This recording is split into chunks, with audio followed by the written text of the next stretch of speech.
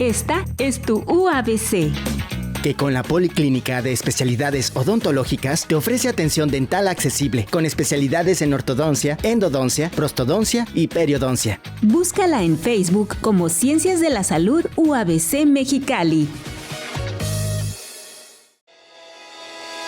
Lindero Norte Noticias. Periodismo sin fronteras.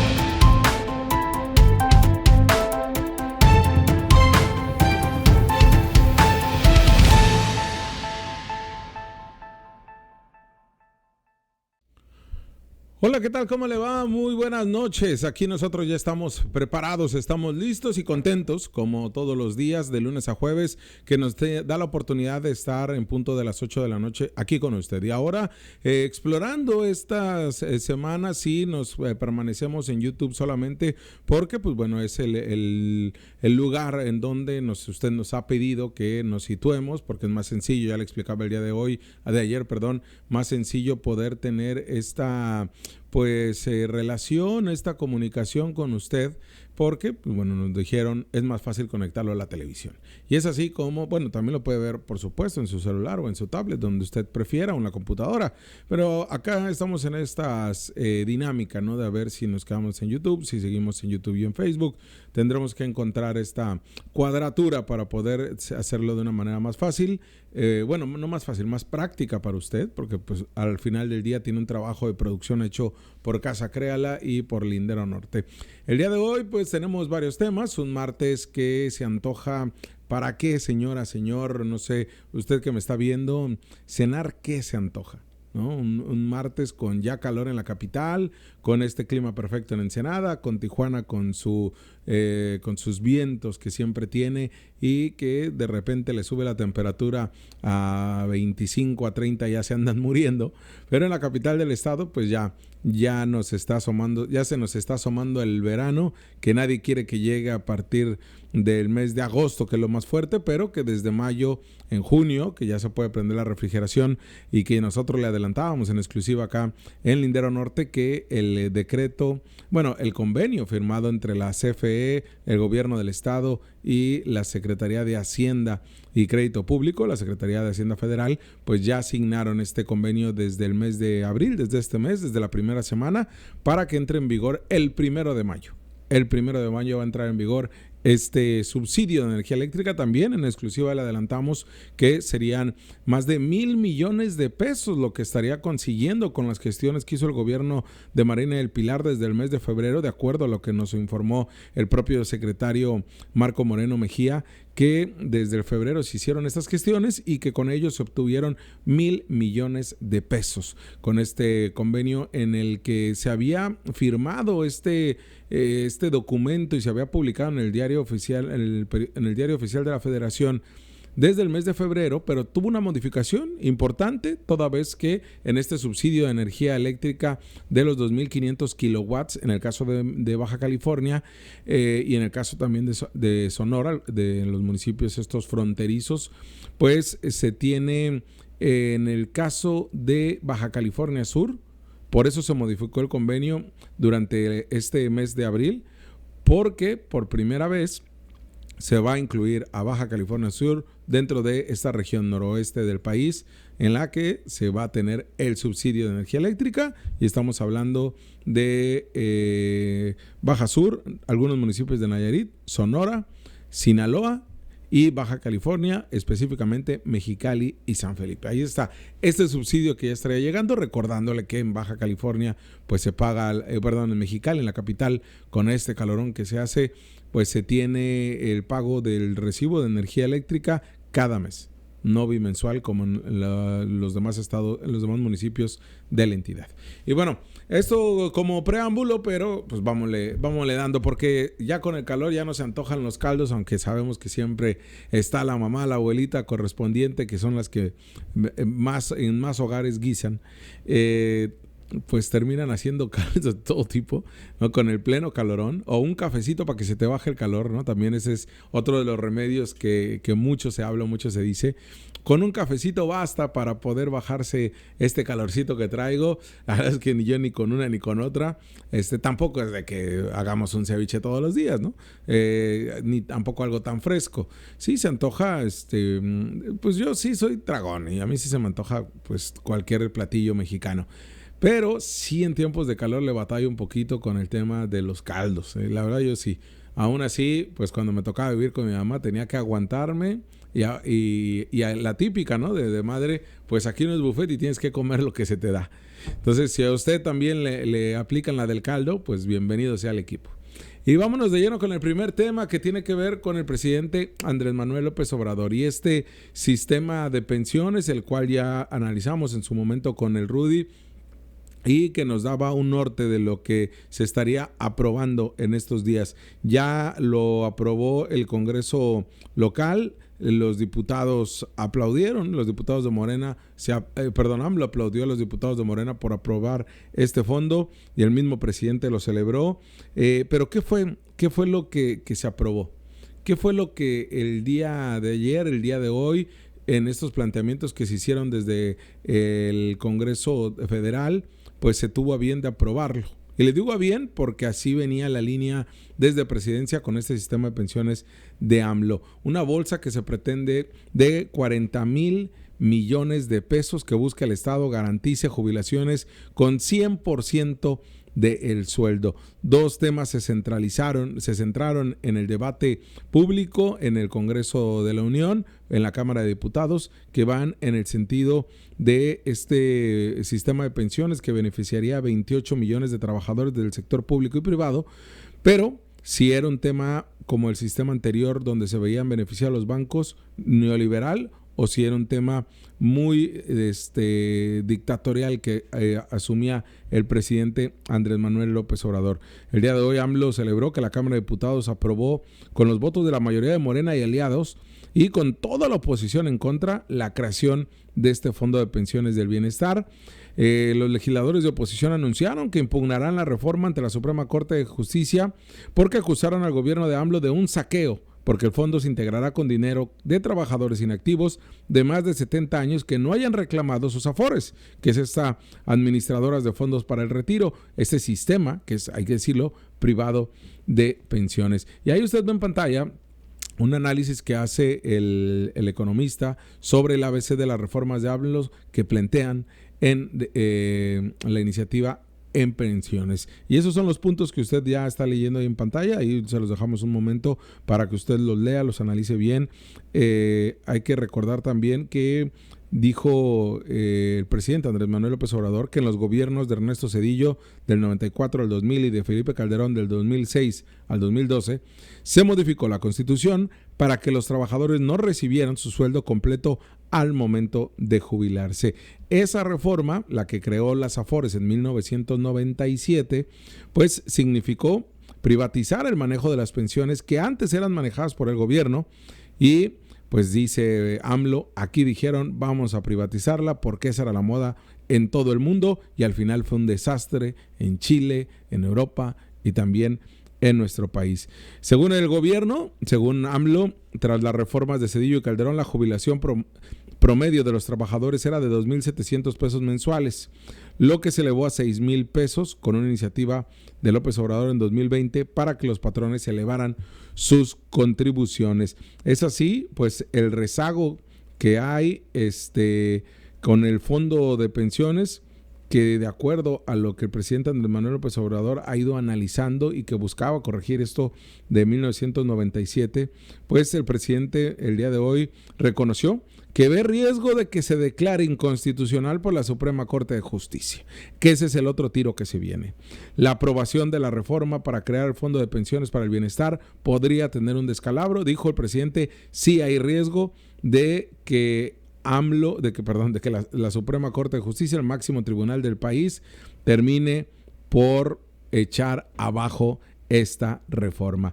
Y bueno, también comentarles cuáles son estos puntos claves que está planteando AMLO, que usted ve en pantalla, Pues la reforma obliga a las AFORES a transferir al Fondo de Pensiones para el Bienestar los recursos de los trabajadores a partir de los 70 años de edad que no hayan sido solicitados con la devolución de los saldos de sus subcuentas de retiro, cesantía en edad avanzada y vivienda.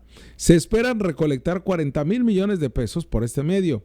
El presidente explicó a través de un comunicado que el resto del financiamiento del fondo provendrán de las incautaciones del Instituto para devolver al pueblo lo robado, de las utilidades que den también el aeropuerto AIFA, de las utilidades que también den el Tren Maya y también de los recursos del proceso de liquidación de la Financiera Nacional de Desarrollo Agropecuario, Rural, Forestal y Pesquero. Es ahí donde se centró también parte del debate, toda vez que señalaban los congresistas de oposición que no hay utilidades y que no va a haber utilidades hasta como en 5 o 6 años para el Tren Maya y el Felipe Ángeles, y que el Instituto para devolver al pueblo lo robado tampoco con esas incautaciones garantizaba poder sostener este fondo de pensiones del López Obradorismo. Ese es el planteamiento que dio el Congreso de la Unión. La oposición, perdón. ¿Qué dijeron los morenos? Que no es cierto. Dijeron, sí lo va a dar, sí va a dar resultados, como ya dieron resultados otras políticas públicas del presidente. ¿A quién se destinarán estos recursos? Al Fondo Complementario de las Pensiones de los Trabajadores afiliados al IMSS y al ISSSTE. Por eso yo les hablaba de que se verían beneficiados alrededor de 28 millones de mexicanos y mexicanas que comenzaron a cotizar desde julio del 97 y se van a jubilar a partir de los 65 años de edad bajo el sistema de las AFORES. Ellos son los que tendrían este sistema, ¿no? O a ellos se les vería beneficiado. ¿Cuándo entraría en vigor? Pues ya debe ser aprobada. Ahorita ya se aprobó por la Cámara de Diputados. Falta que en esta reforma, el Congreso de la Unión, que la complementa el Senado, la vote y la apruebe. Es decir, falta que el Senado la apruebe. Una de las próximas sesiones ordinarias sería lo que se plantee, que está programada para esta misma semana, la medida entraría en vigor un día después de su publicación. Nos dicen si es un caso de expropiación, y ahí tenemos, a ver si puedes volver a poner la imagen, mi querido Isaac, y también ahorita el puro recuadro verde. ¿Qué es lo que dice el presidente? Que no se trata de una expropiación. Eso dice el presidente. Estoy planteándole todos los puntos, Ahí estamos viendo los ingresos, de dónde se vendrán, también el 25% de venta de inmuebles del ISSSTE, ingresos del AIFA, ingresos del Tren Maya. Eso sería el financiamiento. Y además tendría una bolsa inicial de 65,000 millones de pesos según este financiamiento en el cual se planteó en la Cámara Baja. Comenta el presidente que el gobierno no expropiará los recursos de los trabajadores, que tiene un depósito, por poco que sea, va a tener el derecho siempre de reclamarlo. No pierde ese derecho que tienen quienes no hayan reclamado, que sean mayores de 70 años, que no hayan reclamado sus afores. Sin embargo, una de las críticas al proyecto es que en el dictamen no se ha hecho aclaraciones sobre el uso de los recursos y las reglas de operación del fondo. Ese es uno de los temas que yo les he dicho, no podemos confiar, por muy morena que sea, por muy AMLO que sea, y que para muchos es el presidente más honesto que ha tenido el país, para muchos, ojo, no estoy generalizando. No podemos confiarnos solamente con la palabra, porque precisamente por confiar el mexicano en la palabra de nuestros gobernantes y representantes populares es que estamos hundidos en un hoyo. Bajo el esquema actual, las AFORES, las que se encargan de administrar, además de invertir, que las maneja la iniciativa privada una serie de bancos, y proteger el dinero de las cuentas de los trabajadores, es por esta razón que el presidente las ha acusado de provocar miedo entre los ciudadanos. No lo quieren entregar las AFORES, dice. Y es algo que analizábamos con el Rudy acá en este espacio. No quieren entregar las AFORES y por lo tanto están haciendo berrinche, porque es un dinero que tienen ellos ahí y que ellos sí lo están moviendo a la espera de que nadie los reclame. La modificación es el artículo 302 de la Ley de Seguro Social, que se aprobó el lunes. Establece que el Fondo de Pensiones contará con un comité técnico que asumirá estas funciones dentro del fondo. De acuerdo con la Comisión Nacional del Sistema de Ahorros para el Retiro, la CONSAR, autoridades financieras como Banxico, Banco de México, y la Secretaría de Hacienda formarán parte de este grupo. Es decir, no será el presidente Andrés Manuel López Obrador quien tenga en su mano al sistema de pensiones. Es su reforma, sí. y obviamente tiene la voz cantante, pero no está bajo los designios o lo que quiera el propio presidente. Tendrá comité técnico que asumirá estas funciones dentro de este fondo, en donde estará autoridades financieras como el Banco de México y la Secretaría de Hacienda. ¿Cómo se puede recuperar el dinero? De acuerdo incluso a una nota que ahorita que el día de ayer leía en El País. Señala que en caso de estar dentro del grupo afectado por la reforma, la CONSAR, que es esta Comisión Nacional de Sistema de Ahorros para el Retiro, recomienda identificar en qué aforo está usted. Eso es lo principal. ¿En qué aforo? Hay una aplicación que se llama Afore Web. A ver si ahorita porque aquí la tengo, la bajé la otra vez. Afore Móvil. Mire que aquí está. Aquí está, mire. Ahí está, lo puede ver. André, ahí está, mire. Afore Móvil. Inmediatamente usted pone con su usuario, va a hacer un usuario con su CURP, su teléfono celular, una serie de pasos y va a pedir una contraseña. Es muy sencillo, ¿eh? Yo lo hice en la madrugada cuando se empezó este discusión, este debate. Pues la verdad es que yo me di cuenta que yo no sabía en qué banco tenía mi Afore, hace como 6 meses. Inmediatamente pues, bajé a Afore Móvil y me di cuenta en qué banco lo tenía. Incluso ahí te dice cuál te da mejores rendimientos.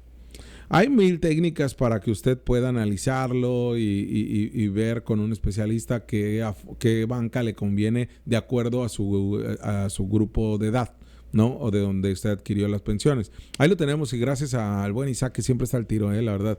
Afore Móvil, ahí usted lo puede identificar. Porque en caso de que usted está dentro del grupo afectado por la reforma, la CONSAR recomienda identificar en qué Afore se encuentra su cuenta para el retiro. Además de aplicarlo bajo Afore Móvil, la consulta la puede realizar a través de la línea telefónica Sartel. Le voy a decir el número: 55 13 28 5000. Le repito, puede marcar al 55 13 28 5000, 5000 pues. O en la aplicación que usted está viendo ahí, Afore Móvil, o en el portal Afore Web. Ahí está. Eso le doy todos los datos, usted haga sus conclusiones. Esto va más allá del escenario político que ya le describía lo que se discutió.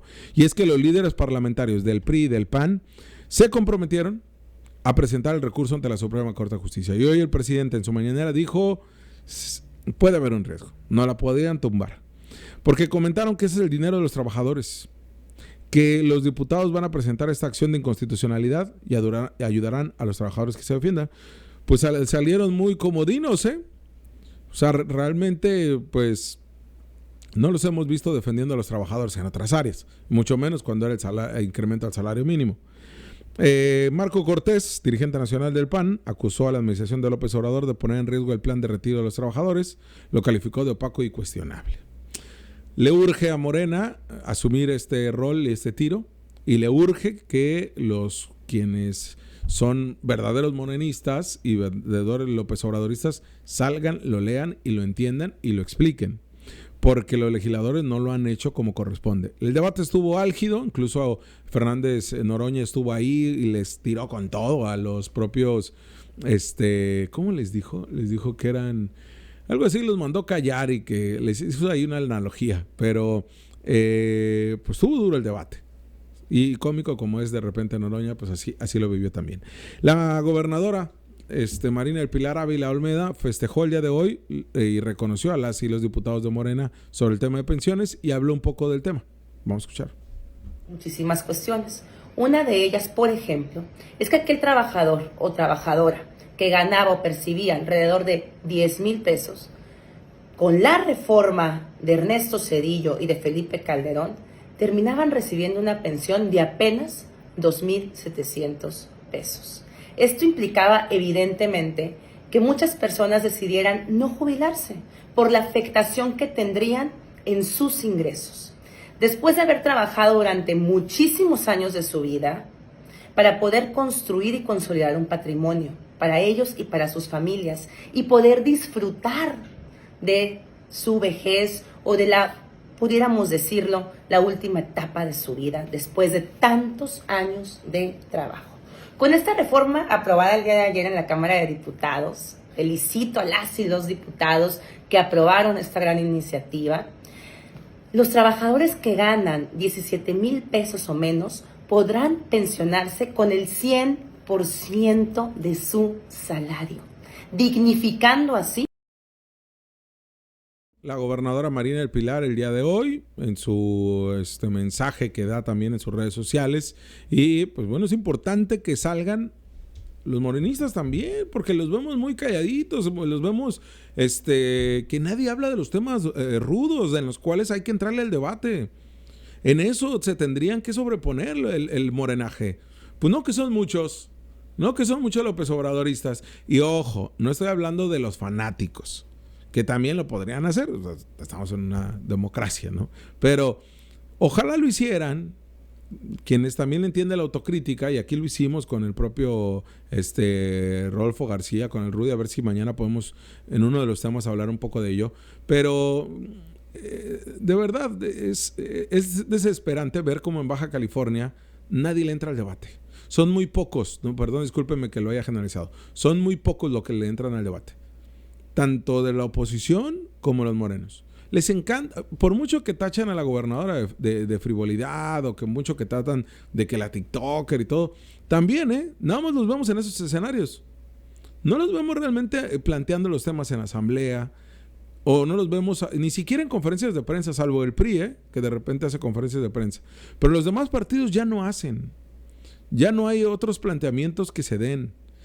Y cuando lo quieren hacer, lo plantean de una manera equivocada, más al tema político electoral que la realidad que se está viviendo en un tema fundamental y crucial. Morena era muy bueno cuando, los morenos, en ese momento perredistas, todos desbalagados, pero López Obradoristas, pues, para debatir esos temas cuando eran oposición. Hoy como gobierno no les vemos que se metan a los temas, que los cuestionen, que los pongan sobre la mesa. Y es ahí bastante lo que se adolece. Pero bueno, déjeme cambiar de tema también, porque traemos varios para presentarle el día de hoy. El siguiente tiene que ver con este incidente que ocurrió. Sí, el incidente. Vámonos con el incidente que ocurrió en Mexicali. Esto donde un intento de secuestro o de un presunto secuestro que ocurre el día de hoy en la capital del estado terminó con una persona muerta y un lesionado. Usted está viendo las imágenes que son, obviamente, impactan. Esto ocurrido el día de hoy en Mexicali, cuando se frustró un secuestro. Un hombre que resultó muerto de arma de fuego durante una persecución vehicular en Mexicali para evitar una privación ilegal de la libertad.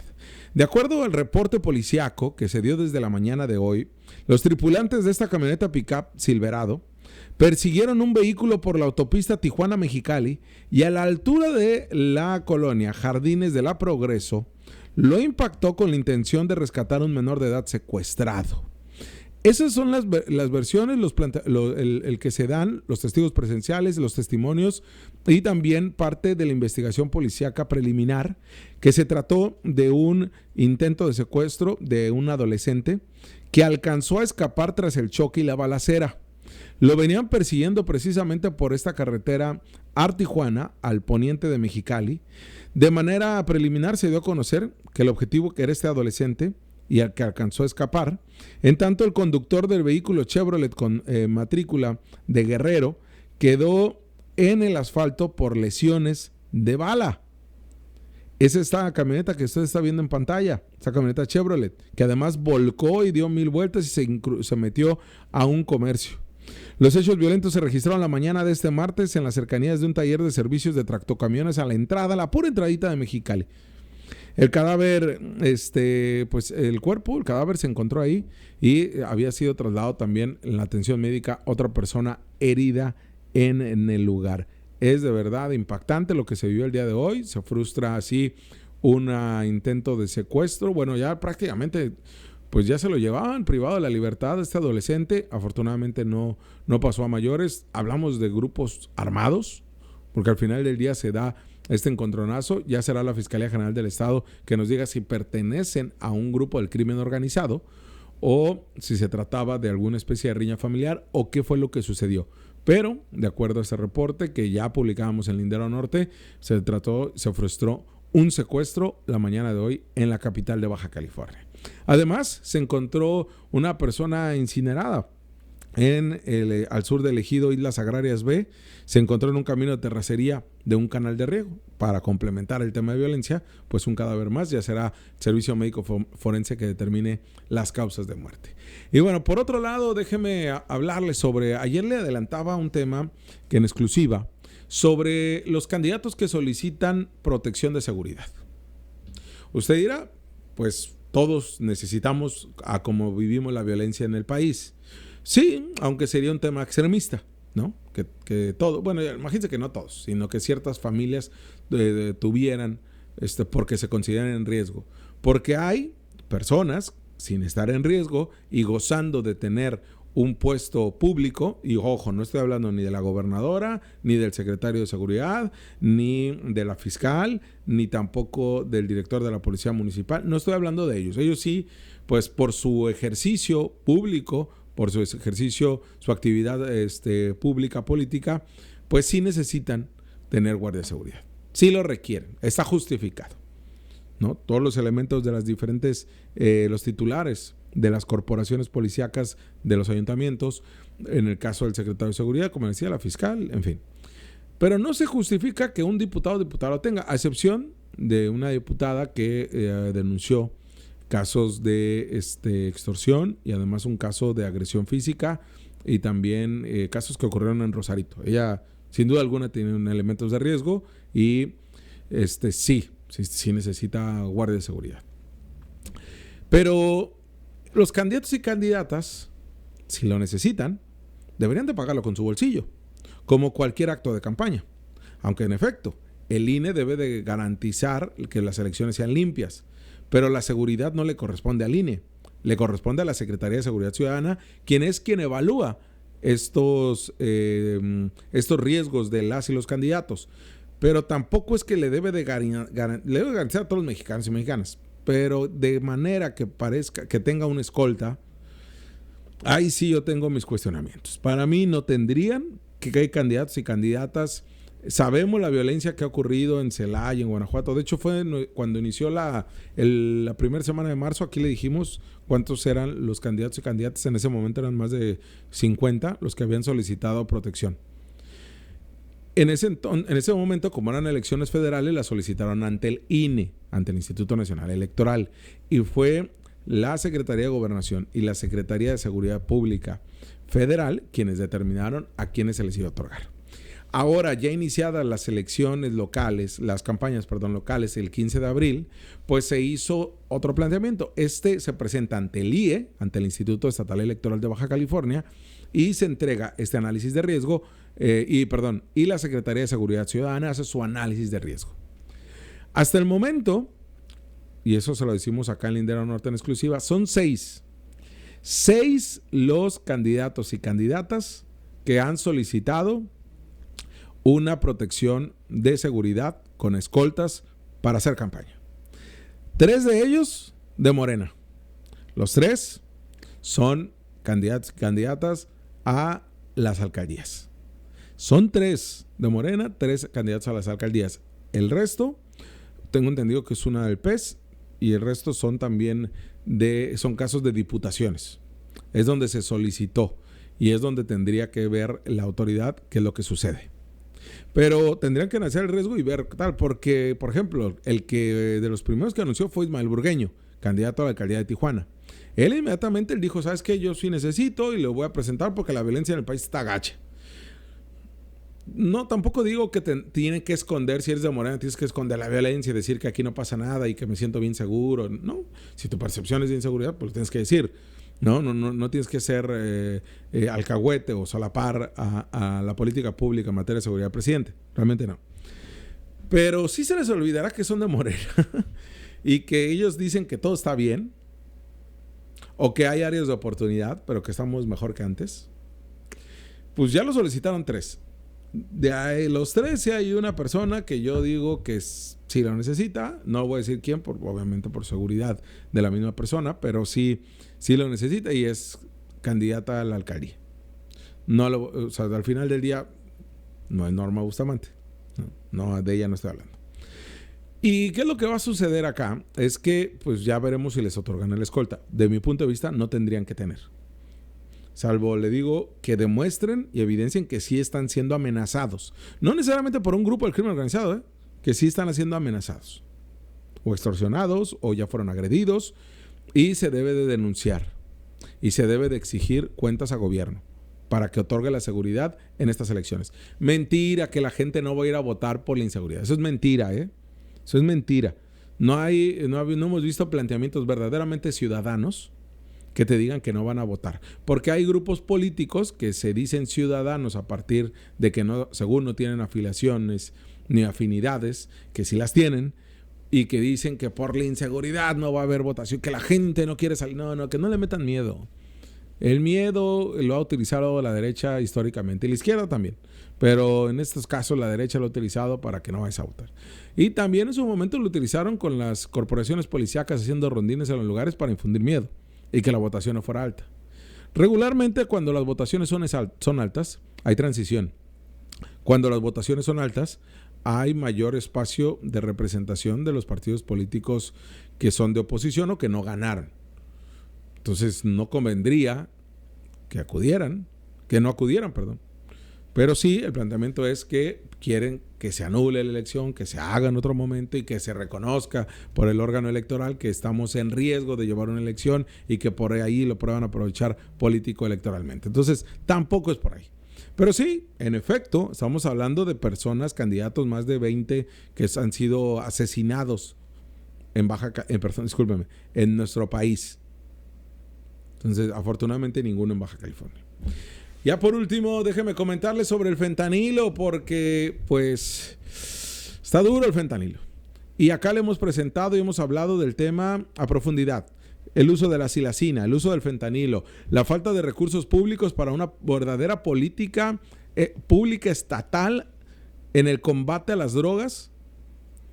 No en una política antidrogas, sino en combate a las drogas duras especialmente, que no estén estigmatizadas las personas que consumen, que no sean criminalizadas las personas que consumen y quien requiera de atención médica por la adicción que tienen o el alto consumo, pues tendrían que hacerlo por parte de una política pública del Estado, que lo ha dejado a su suerte a las organizaciones de la sociedad civil dedicadas a los centros de rehabilitación, porque en tiempos del PAN fueron utilizados políticamente como porros y fueron utilizados también para poder quedarse con el dinero de apoyos sociales de la entonces Secretaría de Desarrollo Social, como lo que ahora es la Secretaría del Bienestar. Y en ese sentido, pues entrevistamos a varios líderes de centros de rehabilitación quienes nos dijeron que pues hay una preocupación alta porque cuando llegan las personas bajo el alto consumo o con el trastorno de consumo, que me llama con la adicción, pues, la mayoría, bueno, no la mayoría, llegan muchos con extremidades amputadas. Llegan muchos con un difícil control incluso de su cuerpo para ingresar, de su estabilidad, y ni hablemos de lo emocional, de la salud mental, pero que es muy difícil incluso revivirlos de la muerte con la naloxona, por la combinación que hay de metanfetamina, heroína, fentanilo y también ahora la silacina, Lo grave que está convirtiéndose la silacina como no es un opioide, sino es medicamento de uso veterinario, que es un tranquilizante, y por ello no responde ante estos, los que reviven de la muerte para la sobredosis. Pero escuchemos un poco del titular del Instituto de Psiquiatría, Salvador Rico, el doctor Salvador Rico, que nos habla precisamente de la preocupación que hay en centros de rehabilitación por el alto consumo de fentanilo.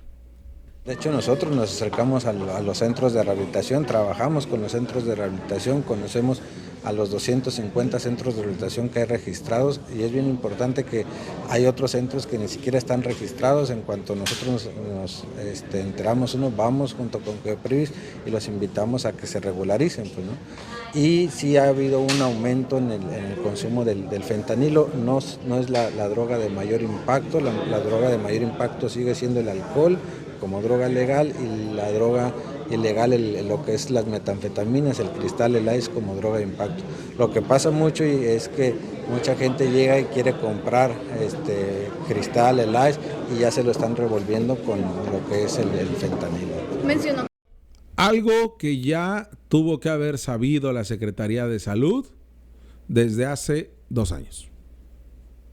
Y desde hace 6 tuvo que haber sabido de la presencia del fentanilo en el consumo en nuestras calles.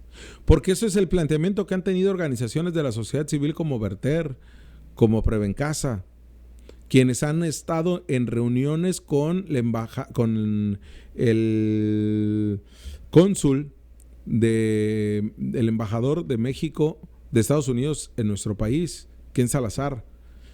Han estado en reuniones en la Ciudad de México, han expuesto ante autoridades estatales, municipales y federales la situación del alto consumo de fentanilo y cómo se mezcla con la silacina en nuestra entidad. Hay de verdad un planteamiento muy bien hecho, estructurado, que incluso el Instituto de Psiquiatría a nivel nacional ya tiene un estudio en el cual colaboraron estas organizaciones de la sociedad civil que no lo están trabajando. Tienen 2 años sin atenderlo a profundidad. Este sería el tercero. Apenas el año pasado el secretario de Salud empezó a hablar del tema, incluso señalando de que compraron naloxona, pero de nada sirve cuando es solo utilizado en los centros de salud. ¿Cuál es el problema de la naloxona?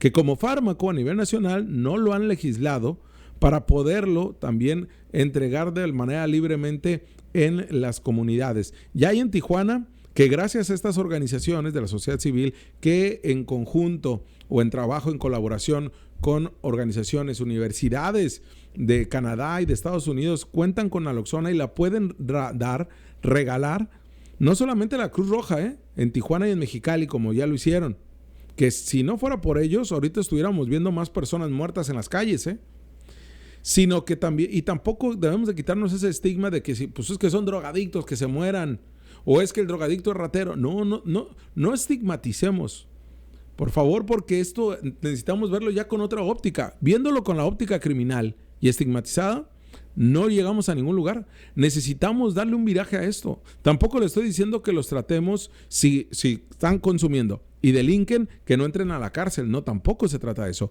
Pero también en los centros de reinserción social necesitamos que existan protocolos y procedimientos en materia de salud para poder atender a personas consumidoras. Porque si no, terminan saliendo peor de consumidores que como entraron. Es de verdad preocupante, alarmante que esto no se tome con la seriedad posible, que en nuestras narices esté pasando y que si no fuera por estas 2 organizaciones de la sociedad civil, una que trabaja en la zona norte, ahí cerquita de la Coahuila, en Tijuana, y otra que trabaja en la zona centro de la ciudad, que también la podríamos identificar como zona norte, ahí en la Chinesca prácticamente, ahí mismo en la Chinesca. Bueno, si no fuera por ellos, esto estaría crítico, estaría peor. Es más, yo quizá no estuviera aquí hablándoles del tema, porque ellos son los que nos han aterrizado la información. Ellos son quienes han trabajado en política pública y el gobierno del estado, ni el federal les hace caso, ni los atiende. Hay acercamientos, sí, pero no lo atienden con la seriedad que es debida. Es una epidemia. El gobierno de Estados Unidos el año pasado, en julio, le declaró la guerra a la silacina con el fentanilo mezcladas por el alto número de muertes que ocurrieron. Acá ya lo tenemos y la autoridad está con los ojos cerrados.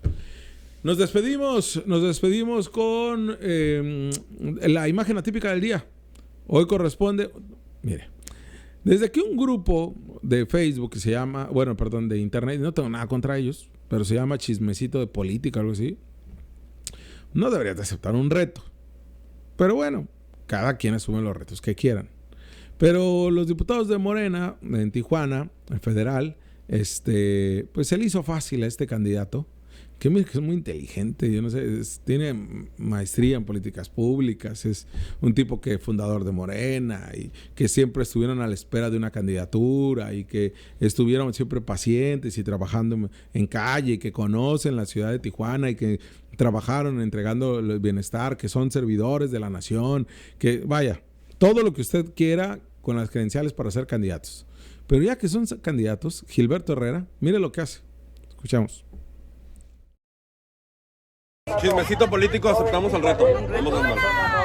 2, 3, 4, 5, 6, 7, 8. ¿Sabe cuál fue el reto? Poner un micro perforado. Eso fue el reto. Yo entiendo que tampoco hay que hacer las campañas también con este júbilo, ¿no? Con las canciones, con los jingles, con el acercamiento a la ciudadanía, que de repente despierten con la zapatilla. Pero así, con concursos de microperforado, es una imagen atípica del día porque jamás se había visto eso. Y luego, ¿qué sigue? ¿Quién brinca más alto? ¿Quién escupe más lejos? ¿Quién agita más rápido la banderilla? ¿Quién dice más palabras en un minuto y pueda romper un récord? ¿Y qué tal si mejor lo hacemos en propuestas? En un reto de propuestas más tangibles, en propuestas que puedan cristalizar en menos días. O sea, ¿qué tal si hacemos retos y elevamos el debate? No soy amargado y le digo, qué bien que tengan jingles, qué bien que la gente grite, qué bien que sus equipos se emocionen. Pero nos vamos a emocionar por quién pone más rápido el microperforado. Ojalá que los demás candidatos y candidatas no lo hagan, porque si no aquí ya sería el colmo. Entonces no sean candidatos, sean pegadores de microperforados, ¿no? Pero bueno, nos despedimos, los dejamos ahí con la gobernadora del estado, Marina del Pilar, estuvo tanto en la Lázaro Cárdenas como ayer en Tijuana para hablar sobre cómo van los trabajos de infraestructura. Con eso los dejamos, nos vemos el día de mañana con el Rudy acá en esta mesa. Ya sabe que usted está informado, pero tiene la última palabra. Cene rico, Muy buenas noches. Pues estamos viendo el avance de esta gran obra, quizá la obra más grande que se esté haciendo en todo Baja California, que es el Alamar. Esta obra era una gran exigencia que habían hecho los tijuanenses durante muchísimos años. Aquí en Alamar hay un avance de más del 90%, sin embargo, todavía faltan los detalles estéticos. Pueden ustedes observar cómo está fluyendo el tráfico. Y bueno, decirles también a los mexicalenses, son más de 700 millones de pesos lo que se está invirtiendo aquí en 2 etapas. Una zona de Mexicali con mucha densidad poblacional, con mucha fábrica, con mucha industria, con mucho empleo, que requería de un distribuidor vial que nos ayudara a que pasen los ciudadanos de esta zona y de todo Mexicali, porque por aquí transitan ¿cuántos vehículos? Andamos como en 100,000 vehículos diarios, gobernadora. Y muy pronto pues vamos a ver renovada totalmente esta calzada o Boulevard Carranza, Lázaro Cárdenas, beneficiando a miles de habitantes de toda esta zona de nuestra ciudad. Gracias por su confianza. Sé que generamos molestia mientras y durante estamos ejecutando esta obra, pero más molestia que no se haga absolutamente nada para cambiar el tráfico y para cambiar la movilidad de las y de los bajacalifornianos.